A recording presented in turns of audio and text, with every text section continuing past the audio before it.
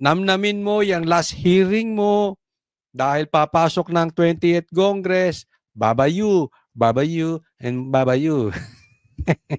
Ang bilis ng karma. Ako uulitin ko, paulit-ulit kong sinasabi yung stand ko about dito sa impeachment. I don't know kung anong stand dito ng Banateros. But as for me, gusto ko matuloy itong impeachment. Totoo, gusto ko matuloy ito. Una, para wala tayong utang na loob diyan sa mga lintik na yan. Pangalawa, gusto kong mapahiya itong administrasyong ito. Alam ko, matatalo sila. Alam ko yan. Alam nyo yan. Alam natin matatalo sila dyan sa impeachment na yan. That is for sure. Lalong-lalo na ngayon. Maraming sisip-sip sa mga Duterte. At tunayan, kanina na ikwento ko, no, may mga nakakausap ako, hindi ko nababanggitin ko sino-sino. Ako naman ay friendly. Hindi naman ako nang-aaway ng vlogger. May mga kaibigan tayong vlogger na nasa pula, nasa dilaw. Even sila, gusto na. Merong mga vloggers sa kabila na gusto nang lumipat. Naiisip nila, hirap na sila sa pagtatanggol sa mali. Nauubusan na sila ng sasabihin. Tapos, yung mga natatanggap nila, nawawala pa. Kaya nga naman gusto nilang lumipat sa Duterte. At itong mga vloggers na ito, sabihin ko sa inyo, they know walang bigayan sa Duterte. Alam yan. That is vloggers knowledge. Kung may public knowledge, alam ng publiko, ito alam ng vloggers. Walang bigayan sa Duterte. Kaya yung iba nagpunta sa kabilang kampo. Especially yung mga dating Duterte na lumipat. Alam yan. Hindi po ako nagsisinungaling sa inyo. Even marinig ng mga vloggers itong sinasabi ko, alam nila totoo yung sinasabi ko. Pero nahihirapan na sila at nawawala na yung mga tinatanggap nila dati. Kaya gusto nang lumipat, yung iba gustong lumipat sa Duterte, yung iba gustong bumalik. Kaya lang, nahihirapan din sila kasi nga hindi nagbibigay ang Duterte. And I'm proud to say, wala pong binibigay ang Duterte. Maniwala man kayo o sa hindi, that is the truth. And alam nila yan. Even yung mga kalaban namin, i-deny man nila, alam ko, alam nila. Dahil gaya na sabi ko, may nakakausap naman ako sa iba sa kanila, no? So, pero hindi lang politiko ang mag-iisa-isang lilipat na dito kay BP Sara. Sa mga Duterte. Even mga vloggers. Unti-unti po yan. Abangan ninyo itong sinasabi ko. Abangan ninyo. Maaring hindi agad-agad, pero paisa-isa na yan. Ang tanong, tatanggapin ba sila ng DDS community? Because it's very obvious. It's too late, too little. It will be very, very obvious. That's why I'm proud sa mga Banateros dahil at the very start, even starting 2016, 2022 elections, hindi po kami nagbago. We are always Duterte and pag sinabi naming budol yan, budol yan. Maraming nagalit sa amin noon, maraming nagmura, hindi kami sumunod kay BP Sara, but we prove our point. Ngayon, yung iba, magkakasama na tayo. It's okay. Diba? But we will stand with the Duterte. Alam nyo yan, hindi po tayo nagpe-fake news. Pag-usapan natin, pagbabago sa Google at FB, posible na. I hope the President, through Secretary Ruiz, hindi na natin kaya ngayon. Yan, naubusan ka ng English. Sinasabi ko sa iyo, wag mo na sisimulan eh. Sinisimulan mo pa ng English eh, hindi tuloy pumasok. Sige, Tagalog na, hindi ka mahirapan. Congratulations nga pala, Dan Fernandez, dahil tinalo ka ni Sol Aragones. Ikaw ay nangarap maging gobernador, pero hindi ka pinalad.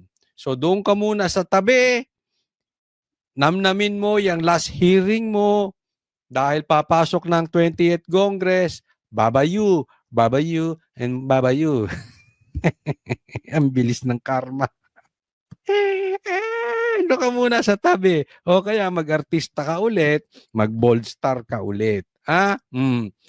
Better luck next time. Nakita nyo na ang hagupit ng nang-aapi sa taong bayan. Ng nang-aapi sa vloggers. Na nang-aapi higit sa lahat sa mga Duterte. Hindi mo maloloko taong bayan. Ng 19 Congress, but I think the President must certify urgent yung mga bills that we will be, that the 20th Congress will be filing. Sinasabi ko na sa'yo, huwag mo nang Englishin eh. Nabubulol-bulol ka na kaka-English mo. Okay na, Dan Fernandez, gwapo ka naman eh. Kahit mag-Tagalog ka, kahit mag-Ilocano ka pa, kahit mag-Bisaya ka pa, total gwapo ka, stick to what you know. You know? You know what I'm saying?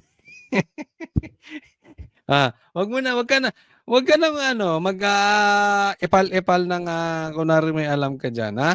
Kasi kailangan dito na intervention talaga ng Presidente na mapabilis yung batas na yon.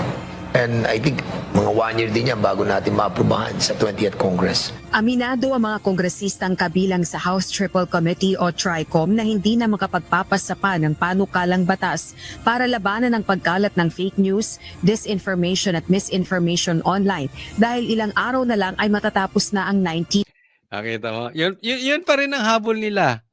Yung patungkol sa fake news peddlers. Ayan pa rin ang kanilang gustong gawing naratibo na ang mga Duterte vloggers ay fake news peddlers. Bahala kayo mag-decide, okay? But one thing, hindi po bayaran ang mga DDS vloggers.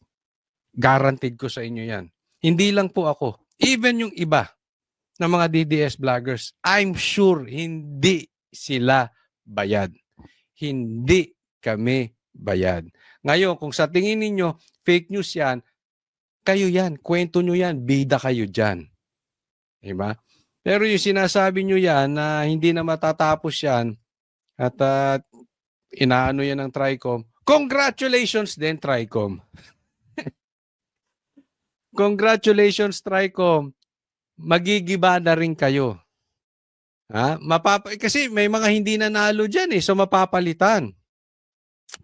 At siguro yung mga ibang tumatanggap ng pondo para sa proyekto na hindi na nanalo bilang congressman, dyan muna kayo sa gilid. Total, baka mayaman na kayo. Baka lang. Hindi ko po kayo pinagbibintangan magnanakaw masyado. No? Hindi ko po kayo pinagbibintangan magnanakaw. Kaya lang, nandiyan kayo sa tabi kasi hindi na kayo sasahod. So, dyan muna kayo. Total mayaman na kayo. Diba? Wala na kayong sahod, talo kayo. Yung TRICOM naman, bubuo ulit.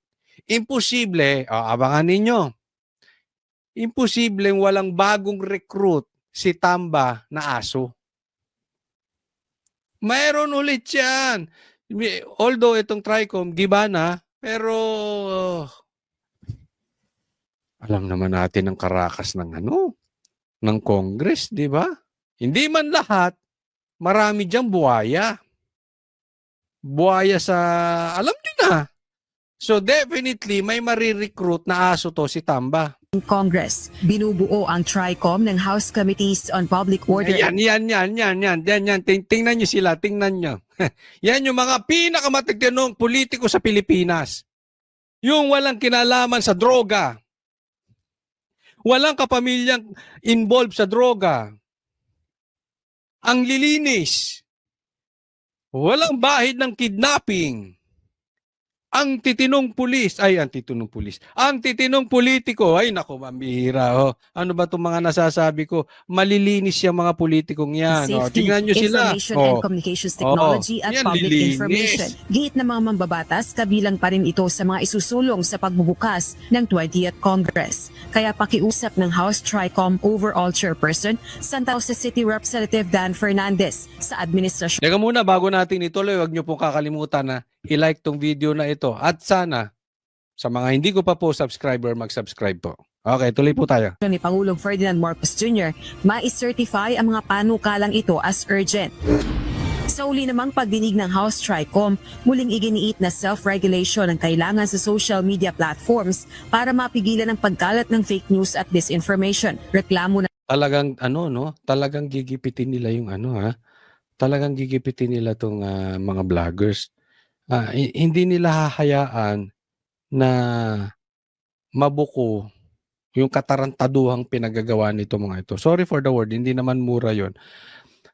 Kasi po, kung ayaw nyong napupuna, huwag kayong maging politiko. Kung gusto nyo maging politiko at ayaw nyong napupuna sa maling ginagawa ninyo, edi ayusin nyo trabaho nyo. Pag congressman ka, gumawa ka ng batas. Wala ka dapat papel sa ayuda. Trabaho mo eh. Gawin mo yung trabaho ng maayos. Hindi ka pupunahin ng taong bayan. Kung ikaw ay quietly gumagawa ng batas, hindi ka nagga-grandstanding sa hearing, hindi mo ginagamit yung hearing na yan para gipitin ng Duterte. Hindi mo ginagamit yung hearing na yan para gipitin ng mga vloggers. Hindi mo ginagamit yung hearing na yan para manggipit ng ibang tao. Ikaw lang ay nasa isang tabi na manahimik, na araw-araw gumagawa at pumapasok at gumagawa ng batas. Quietly working. Wala ka sa aktibidades ng mga ayuda. Diba? Hindi ka lumalabas doon sa issue mo. Kung ganun ba naman kayo, hindi sana maayos. Di po ba? Magkakaproblema kasi tayo pagka ang inyong trabaho ay palpak. Tapos ang solusyon nyo ay hindi ayusin ang trabaho niyo, kung hindi limitahan na i-booking yung maling ginagawa nyong trabaho. Hindi po tama yun. ng isang mataas na opisyal ng pamahalaan, may pagkakataon na kahit ito na mismo ang nagreklamo kaugnay ng isang fake news, hindi agad ito natugunan ng social media firms. PCO na ako, Presidential Communications Office. Sinasabi ko ng National Security Concern, I was getting a certification, I had my certification from the CICC ng DICT, and yet, ayaw pa rin magtanggal. Dadaan pa raw ako ng fact checker na third party fact checker. So, eventually, Ang pinag-uusapan nila kasi dito, limitahan. Diretsahan na po natin, hindi ko na paliligoy-ligoyin. Ha? Ang issue nila dito, gusto nilang limitahan ang social media. Kasi kontrolado na po nila ang mainstream eh. Hindi man lahat, maraming kontrolado na nila sa mainstream. Madali pong kontrolin ng mainstream eh. 'Di ba? Basta mayroon kang pondo at kakaunti lang 'yan, makokontrol mo 'yan. Pero ang vloggers hindi. Ang dami niyan eh. Ang dami niya, kahit ikulong mo yung iba diyan, lalong dadami ang aatake sa inyo. So gusto nilang dumiretso sila. Even nga Google at saka Facebook eh. 'Di ba? Gustong makipag-cooperate ang Google at Facebook at ano pang mga social media na naglalabas ng balita na i-regulate. Kaya lang wala po sa batas yun. Hindi mo po pwedeng i-regulate ang freedom of the press. Kasi tayo ay magiging mistulang martial law. Nasa batas po yan eh. Ito ang dapat nyong pagtuunan. Kung sa tingin ninyo libelous yung sinasabi ng mga vloggers, i-demandan nyo. Pero wag nyo silang pipigilan. Freedom of the press. Di ba? May karapatan kami magsalita.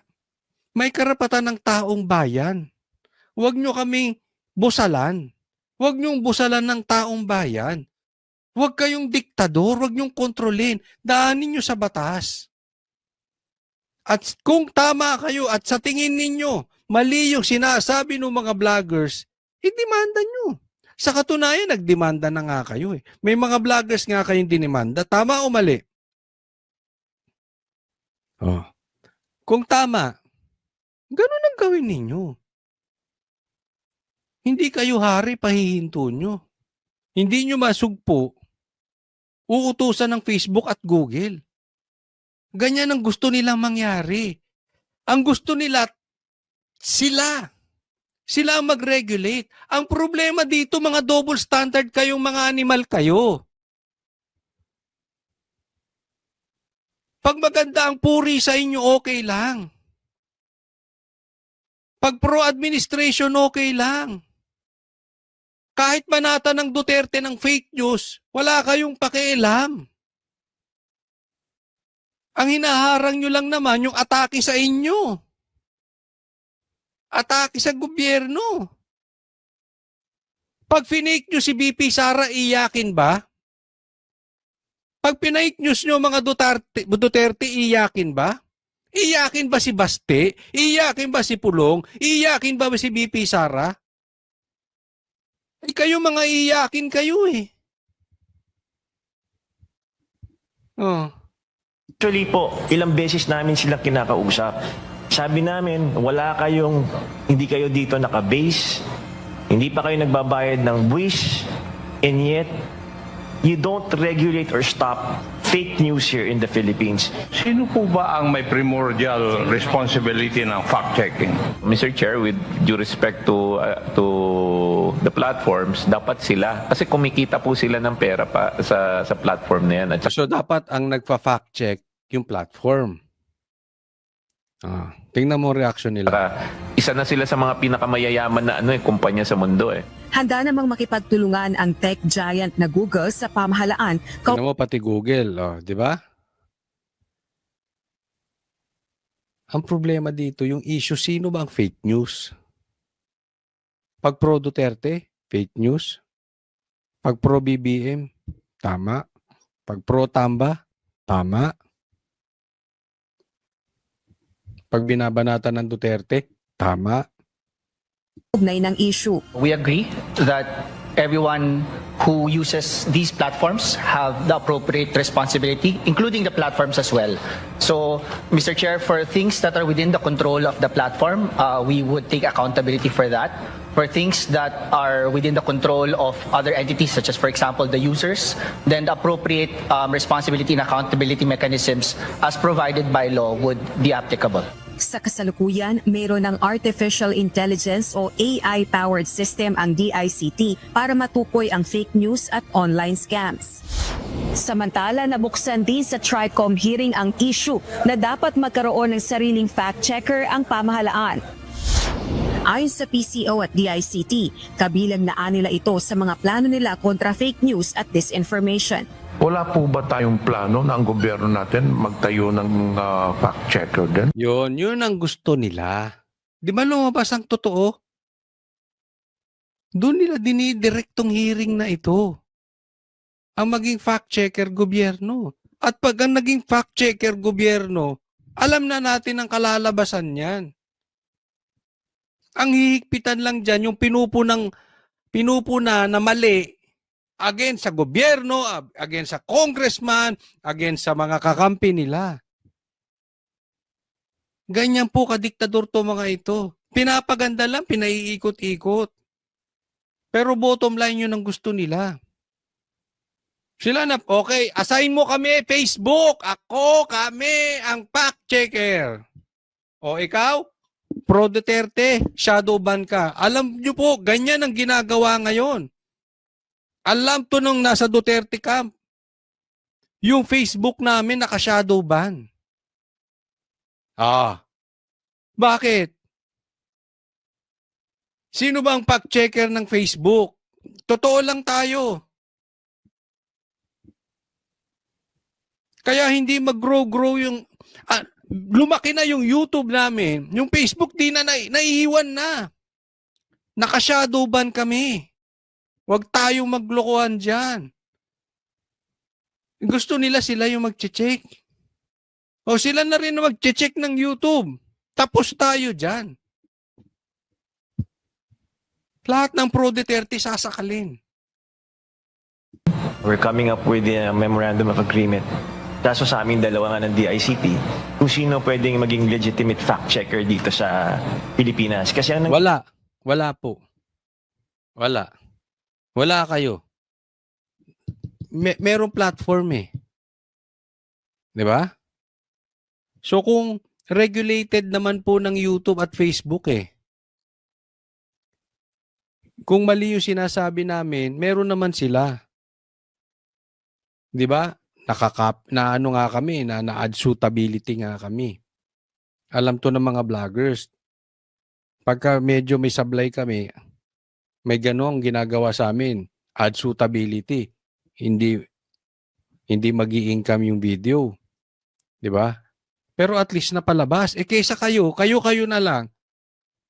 Haharangan nyo kami, wag nga tayong maglokohan. Sumunod kasi kayo sa batas. Freedom of expression, freedom of the press. nangyayari po, ang rini-recognize lang ng Meta is yung may mga regulators, Department of Ay! Finance. Napakaingay mo, Jay Ruiz, natutulog yung katabi mo. Napagod ka babantay sa China. Napagod sa dagat. Oy, huwag ka maingay. Kayo talaga mga bastos kayo. Huwag niyong ginigising to mga tulog ha.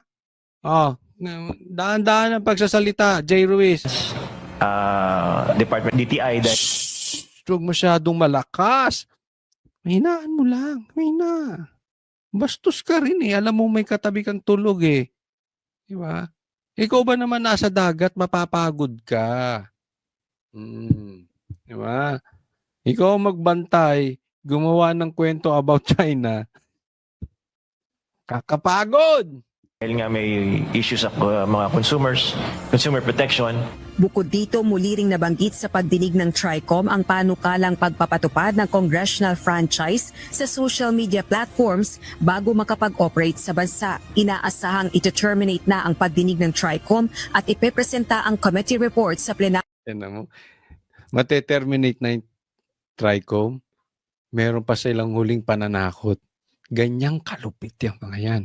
Lumayas na kayo dyan, tapos na ira ninyo. Yung iba sa inyo, talunan na.